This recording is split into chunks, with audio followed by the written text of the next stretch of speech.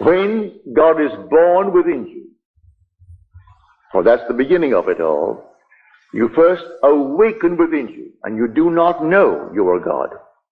You only know that you have awakened from the most profound sleep ever, and it seemed like eternity. You did not awake on the bed where you fell asleep the night before. You awoke in a tomb, and the tomb is your skull. And you awake within your skull, and you are all alone. There's no one present. But you have a built-in innate knowledge what to do, and you do it, and you come out of your skull as a child comes out of the womb of woman.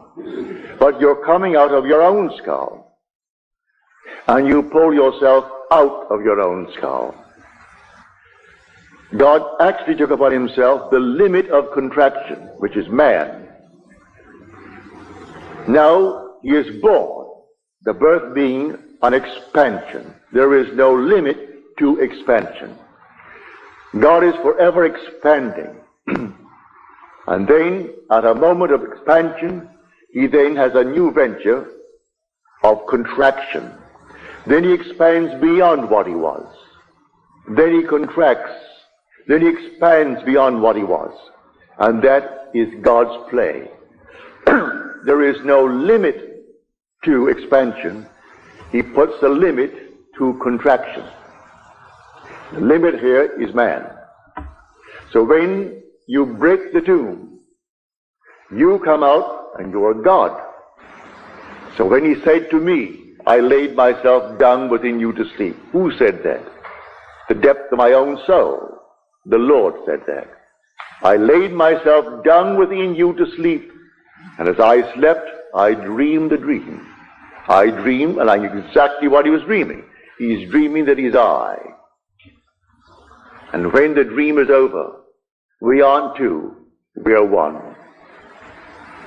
No longer will he simply treat me as something on the outside, an emanation of his. No more the emanation. He cleaves to me, and we become one being. So a man leaves his world, his father, his mother, everyone, and cleaves to his wife. And this is the wife, the emanation of God. Yet, though his emanation, it's his wife until the dream is over. When the sleep is over, we aren't two, we are one. And I know that when I awoke within me, I wonder, how did I get here? Who put me here? For this is the tomb. This is a sepulchre. And only one who thought me dead could have put me here.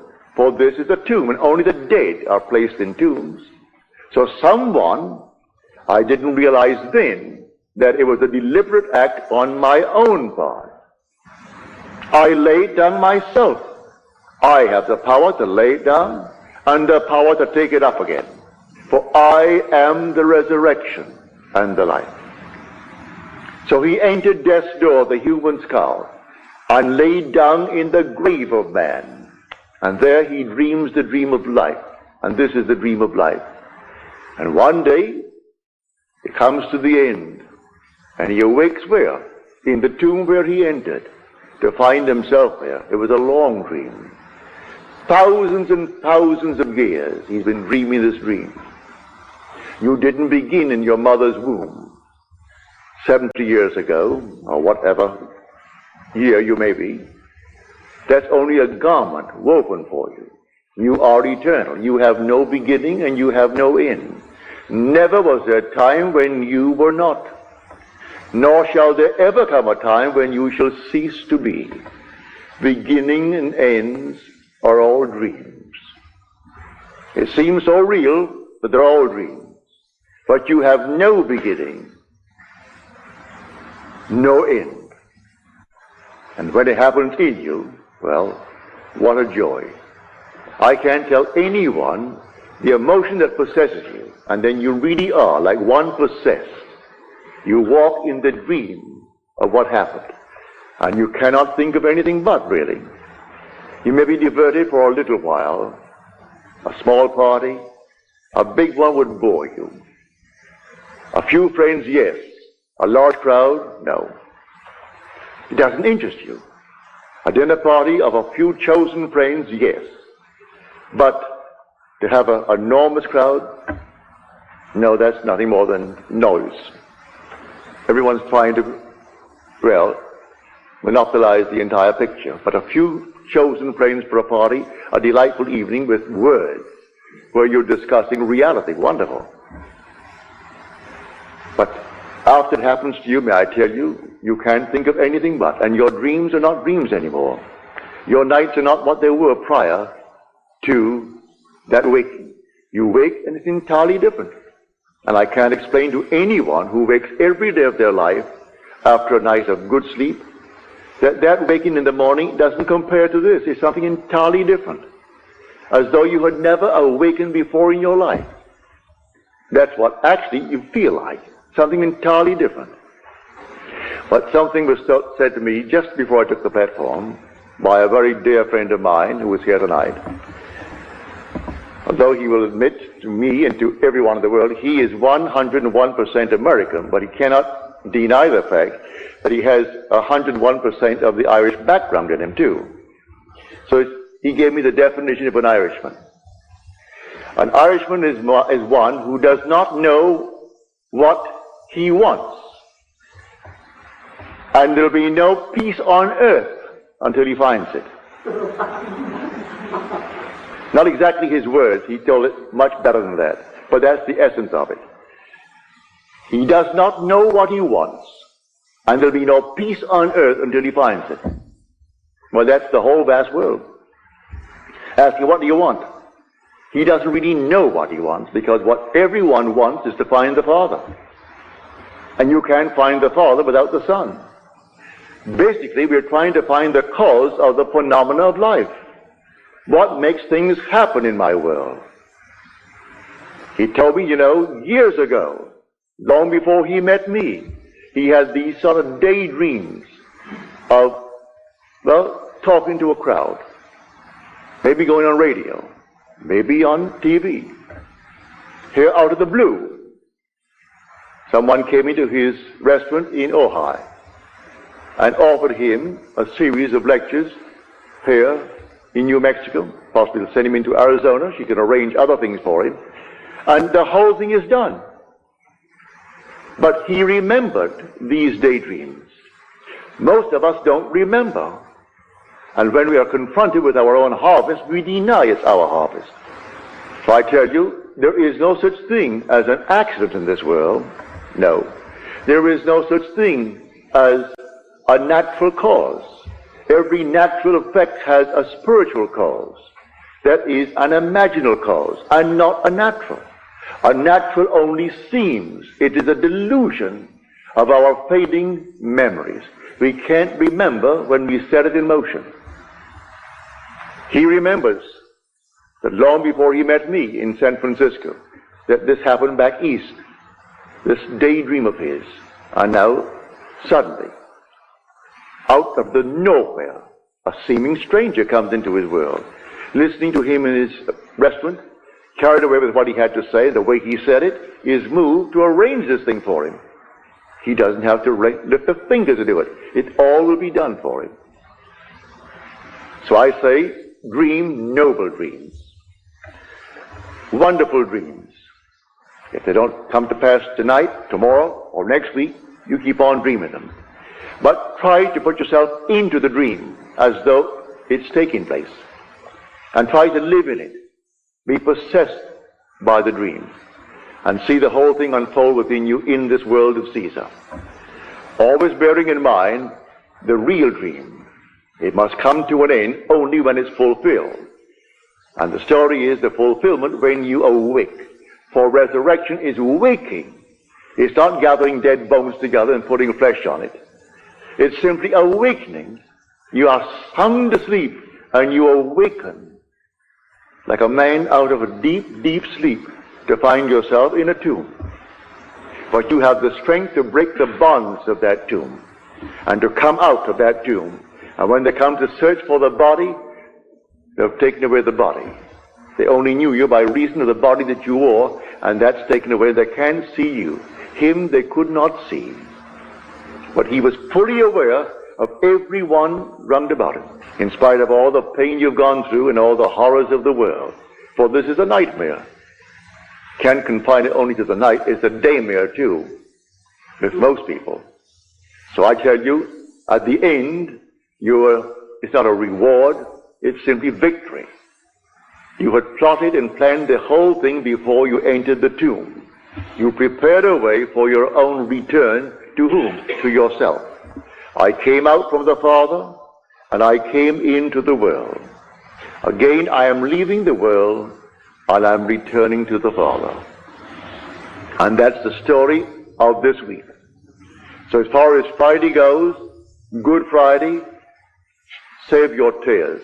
The crucifixion is over. And it was a voluntary act on your part, which is God's part.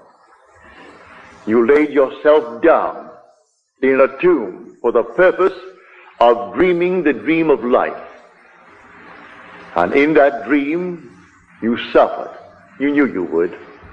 As you're told in the 24th chapter of the book of Luke, again you're told it in the 18th for that matter, but the 24th. O foolish men and slow of heart to understand all that the prophets have written and said about the Christ. Was it not necessary that Christ suffer these things and then enter into his glory? It's part of the training. These are the furnaces. Now let us go into the silence.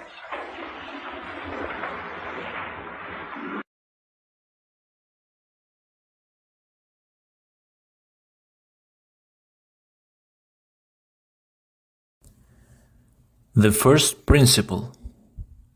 I want to talk to you about the first principle, which you can always fall back on when in doubt. This first principle is: be still and know that I am God. No matter what happens, turn within and be still. Know that your awareness is God and that all things are possible to you. Test yourself, and you will prove this statement in the testing. Then you will be free from your former limitations of belief. No matter what is happening on the outside, turn to the first principle. Start by being, then claiming I am God.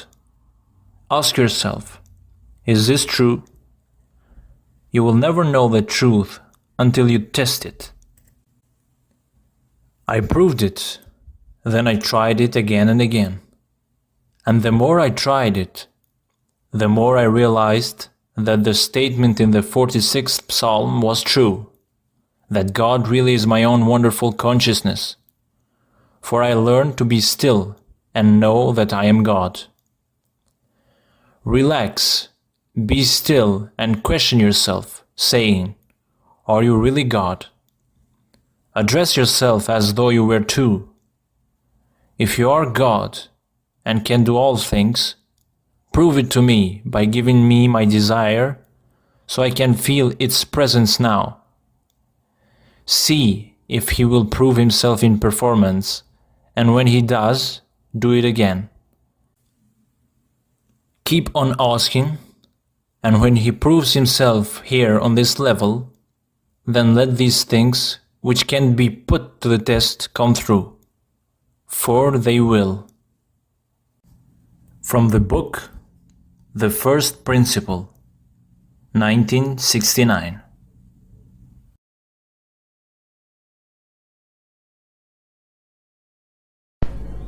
How long it can take for your 3D reality to reflect the intensity of the feeling of your wish fulfilled. I change my character by changing my inner conversations. How long will it take? Wouldn't take long. If I'm consistent, it should not take long. If I did it for a whole day, someone said, if you did it for 3 minutes, you would change your entire world. Well, maybe you would. I will say, if you did it for a day, Become completely aware of what you're saying inwardly and change it to conform to the wish fulfilled for a day. I do not know any power in this world that could uproot that tree from bearing exactly what you want. You couldn't, really.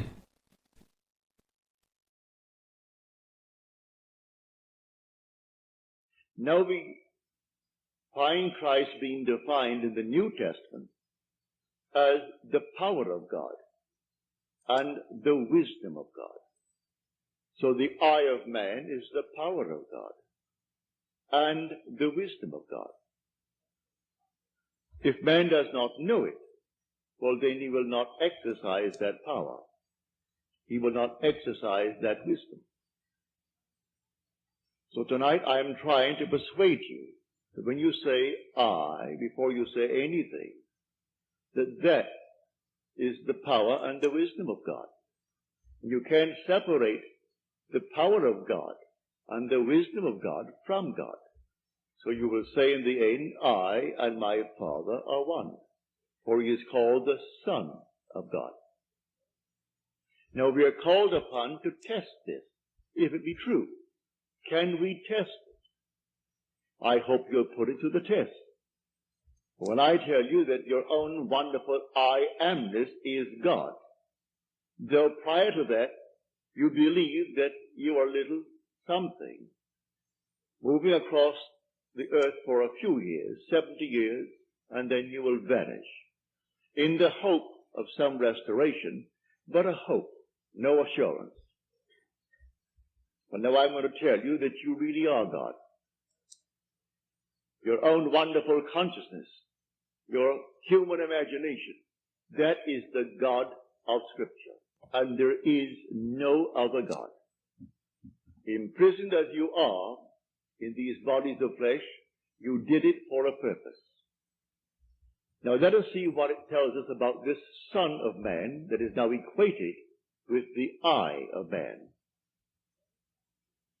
No one has ever ascended into heaven but he who descended from heaven, the Son of Man.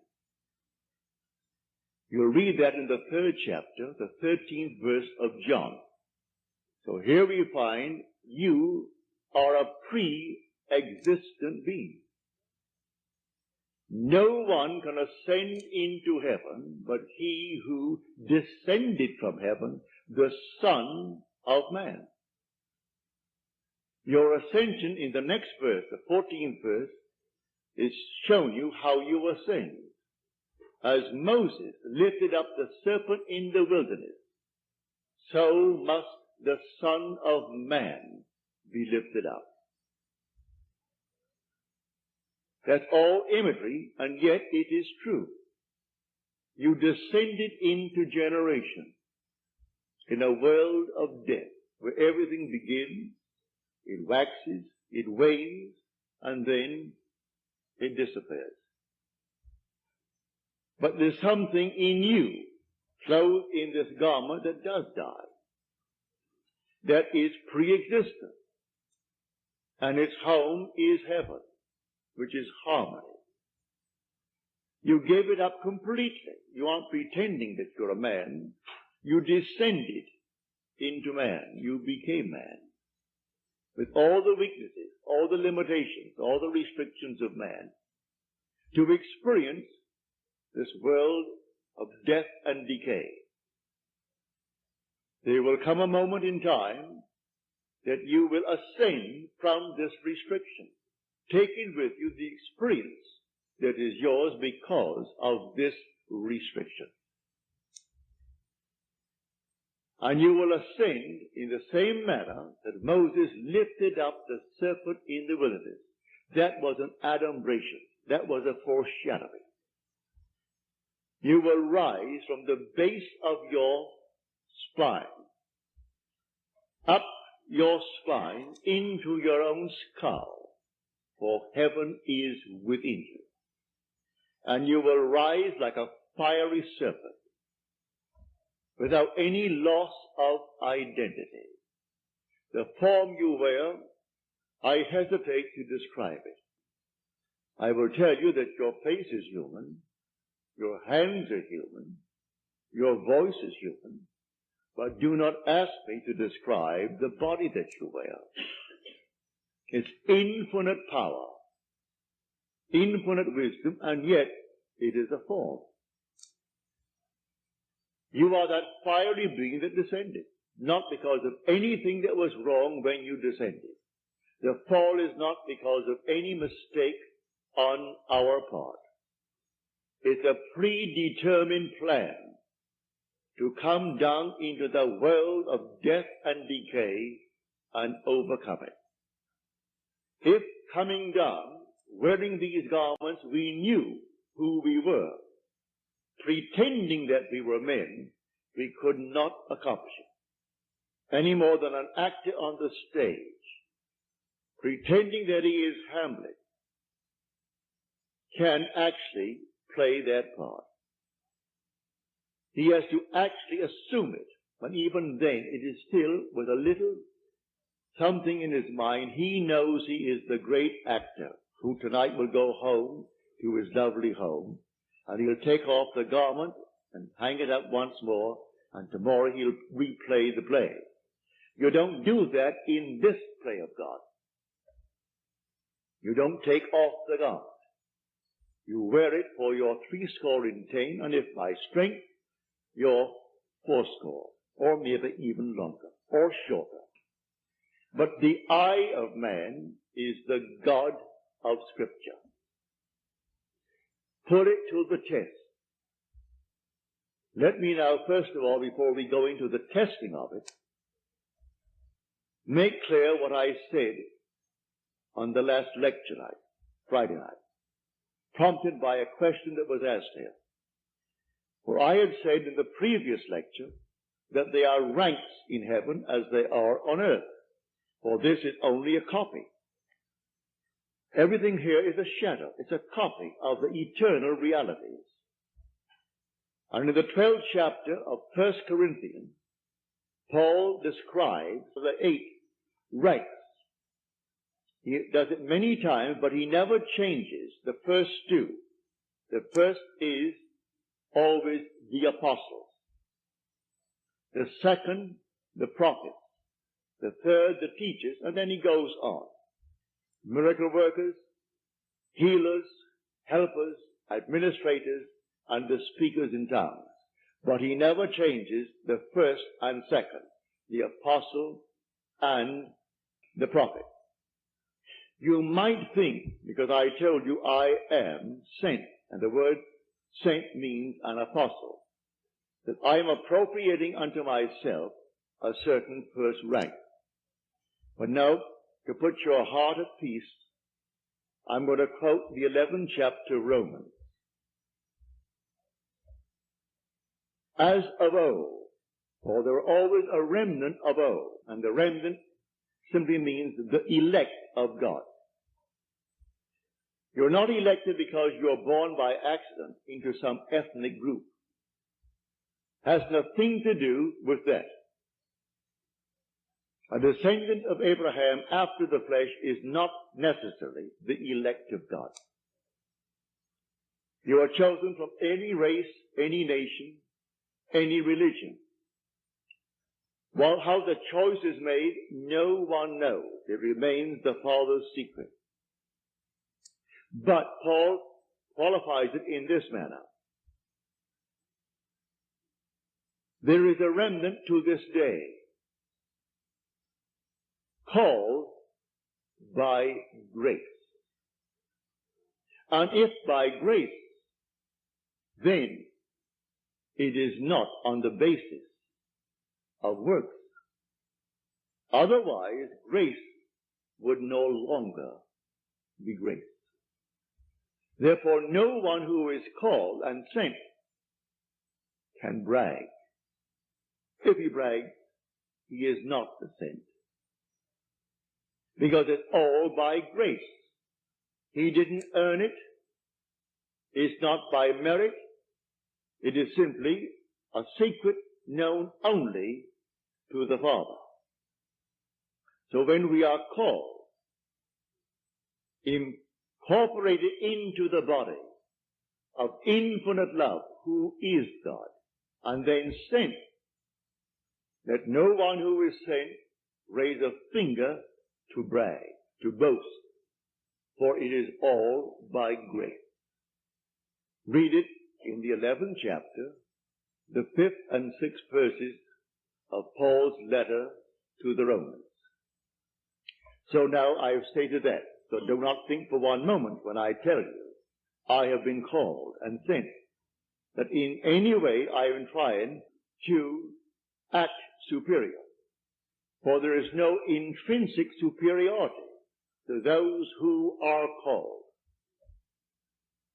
Now he uses an analogy which I do not think adequate, but you can read it in the book itself. He uses the analogy of the human form, that not all are head, eyes, nose, teeth, and so on. But that is a weak analogy. Nevertheless, he uses that to show you the different parts in one body.